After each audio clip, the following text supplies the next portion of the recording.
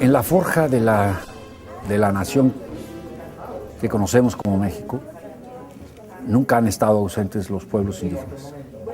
Siempre han estado ahí.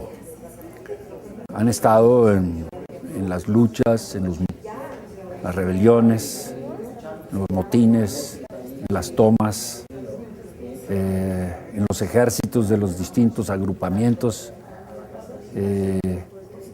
en las luchas contra las invasiones extranjeras, contra la invasión francesa, contra la invasión estadounidense, pero han sido un sector convenientemente borrado de la historia, de las constituciones y de los reconocimientos sobre su papel que ha tenido en la forja de esta nación. La nación no es solo la nación de los oligarcas. De hecho, podría decirse que hay dos naciones en pugna: la nación de los oprimidos y explotados y la nación de los poderosos, de los explotadores. En esa nación de los explotados siempre han estado los pueblos indígenas como los más explotados de los explotados, los parias entre los parias. La lucha contra el quinto centenario significó una escuela de identidad, una universidad de autonomías, una institucionalización de la protesta en el movimiento indígena que comienza a dejar atrás el clientelismo, el corporativismo y empieza a tomar su camino. Es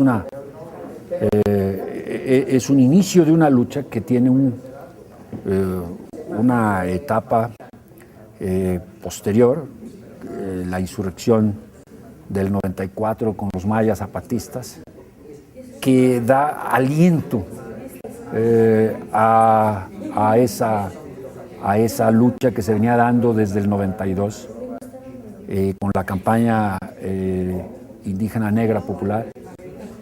Y a partir del 94, el diálogo de San Andrés y la conformación del Congreso Nacional Indígena, comienza a vislumbrarse un divorcio entre la partidocracia, la institucionalidad priista, las formas de sujeción del cacicazgo priista, y comienza a haber un caminar más autónomo, más independiente. Para mí los acuerdos de San Andrés es como la firma de un acta de independencia y de una proclamación hacia al resto de la nación, en donde se dice: aquí estoy, no necesitamos que nos reconozcan, somos parte de esa nación, hemos sido parte siempre de esa nación, y de ahora en adelante caminaremos solos y caminaremos acompañados de todos aquellos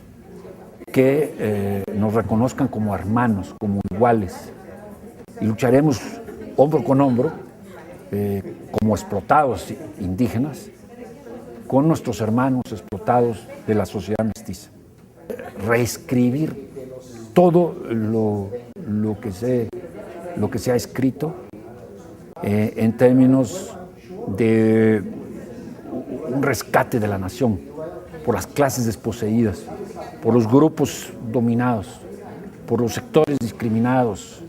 Y ahí los pueblos indígenas tienen un papel muy importante.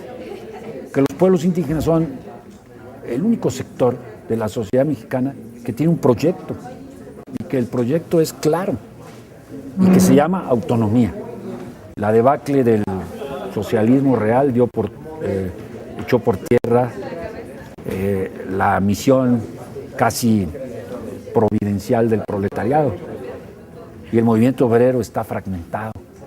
En cambio, el movimiento indígena es un movimiento soterrado, es un movimiento callado, es un movimiento que va sembrando en distintas latitudes del país.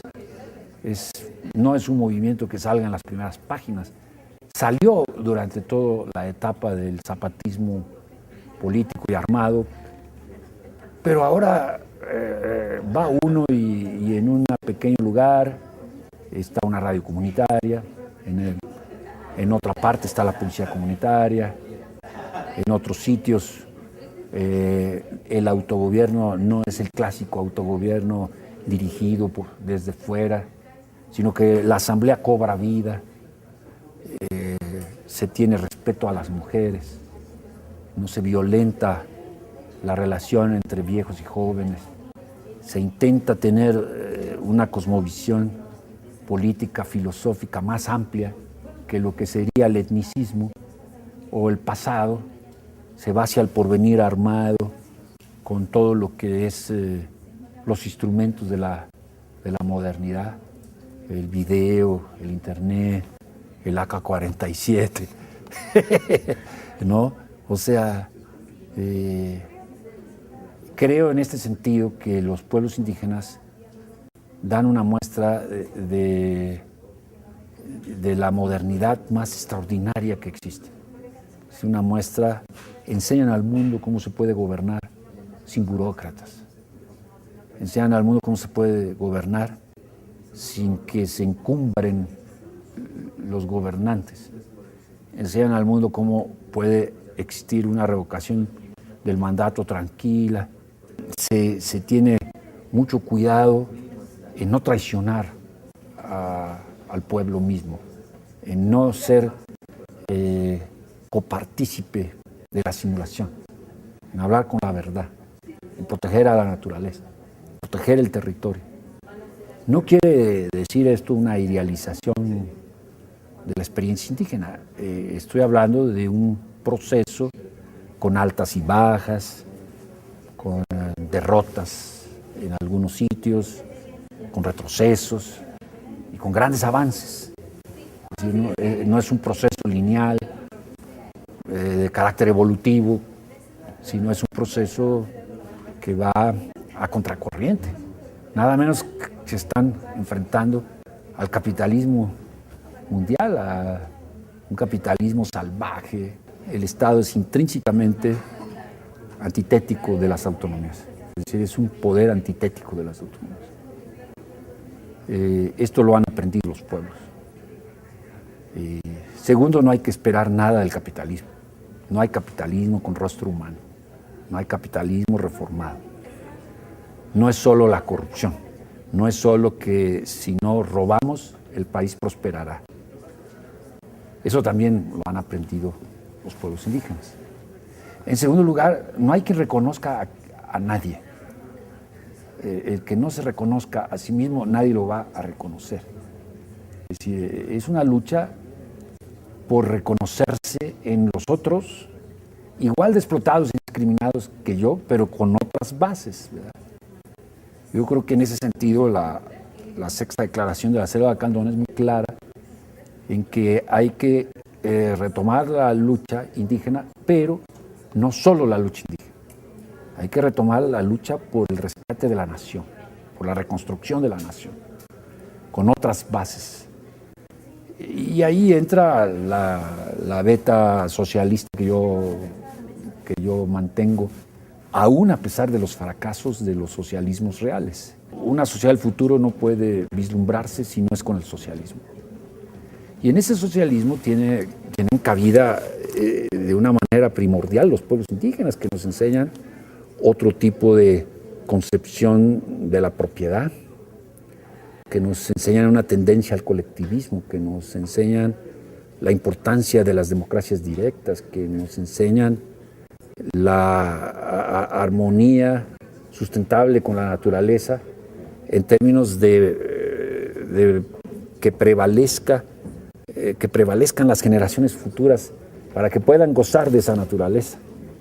De tal manera que creo que las corrientes de un socialismo democrático y libertario se unirán con las corrientes autonomistas de los pueblos indígenas y surgirán estas nuevas naciones del siglo XXI.